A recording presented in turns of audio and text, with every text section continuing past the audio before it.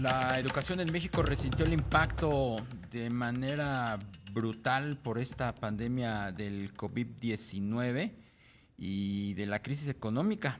5.2 millones de personas en el país interrumpieron sus estudios por estos motivos, de acuerdo con la encuesta para la medición del impacto COVID-19 en la educación 2020 que acaba de dar a conocer el INEGI. Vamos a charlar con el investigador asociado en Educación y Anticorrupción de México, Evalúa, y también profesor del TEC de Monterrey. Saludo con mucho gusto a Marco Antonio Fernández. ¿Cómo estás, Marco Antonio? Buenas Hola, tardes.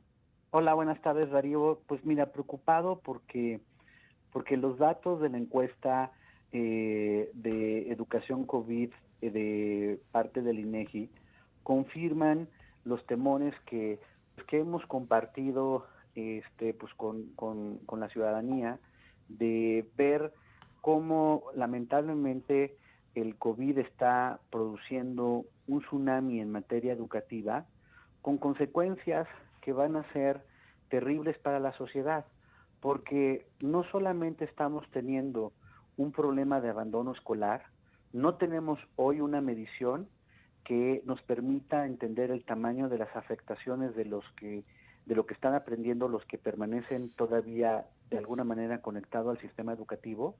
No tenemos tampoco mediciones de las afectaciones emocionales que se han venido incrementando por todos estos meses y por lo mismo tampoco con franqueza yo observo que haya una ruta educativa por parte de la SEP y de las Secretarías de Educación de los estados para ver cómo estas afectaciones se van a ir resolviendo poco a poco en los siguientes meses y años, porque esto va para largo, pero no veo que pareciera que no hay sentido de urgencia por parte de las autoridades y pues con franqueza también por parte de un pedazo de la sociedad, porque no hay la suficiente presión para acelerar los esfuerzos de tratar de atender las afectaciones que el COVID está produciendo en materia educativa.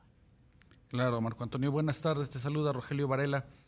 Por lo que tú nos comentas de la falta de mediciones, ¿tú considerarías que pues por esta coyuntura tan especial y porque pues todo se ha mandado prácticamente a clases a distancia, sería necesario una gran prueba de evaluación de niños, de jóvenes, pues para ver cuál es el tamaño del rezago después de la crisis sanitaria? Es que mira, por un lado creo que lo que necesitamos en primer elemento del análisis es que haga público la SEP sus estadísticas de abandono escolar. Ayer, cuando la encuesta del INEGI, lo que se retrata son por lo menos 700,000 estudiantes que del ciclo escolar 2019-2020 ya no continuaron en el ciclo escolar 2020-2021, ¿ok?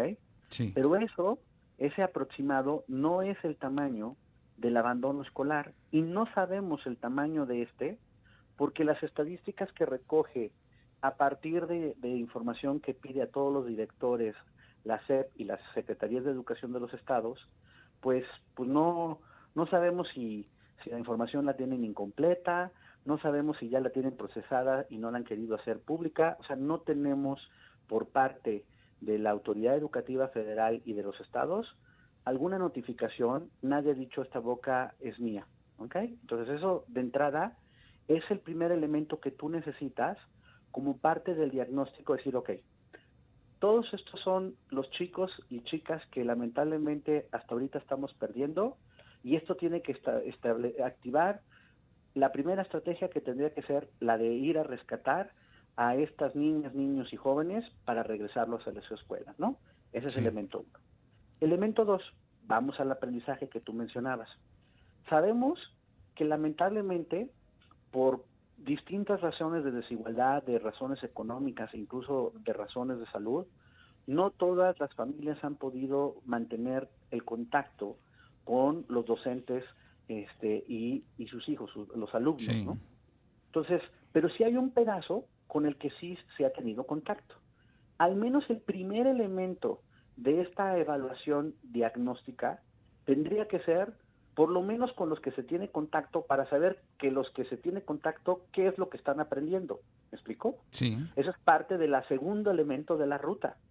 Tercer elemento de la ruta, ok, vamos a tener que negociar sí o sí con el CENTE, que se va a oponer, ya se opuso el año pasado, no lo logró Moctezuma, vamos a ver si ahora la secretaria Delfina Gómez lo logra, negociar con el CENTE para decir, a ver señores, técnicamente, durante el verano, los profesores solo tienen oficialmente un mes de vacaciones porque el resto del verano tienen que estar a disposición de las escuelas para su capacitación y demás. Ese tiempo ahora lo vamos a necesitar utilizar para clases adicionales para poder empezar antes el ciclo escolar 21-22, porque necesitamos ir recuperando los aprendizajes no desarrollados desde el ciclo escolar 19-20 y que tampoco se lograron corregir en el 20-21, ¿me explicó? Sí, claro. Y obviamente eso también implica una negociación presupuestal, implica decir, miren, además del verano, la cosa está tan del cocol que vamos a necesitar definir algunos sábados o incluso acortar las vacaciones de diciembre, porque vamos a tener que hacer una ruta que van a durar X números de años para ir recuperando los aprendizajes no alcanzados.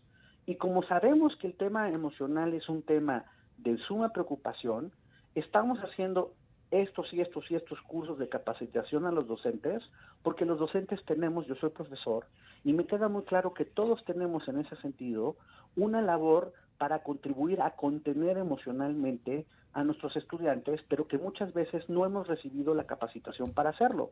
Si la autoridad tuviera una ruta educativa, estaría también poniendo elementos en esta naturaleza.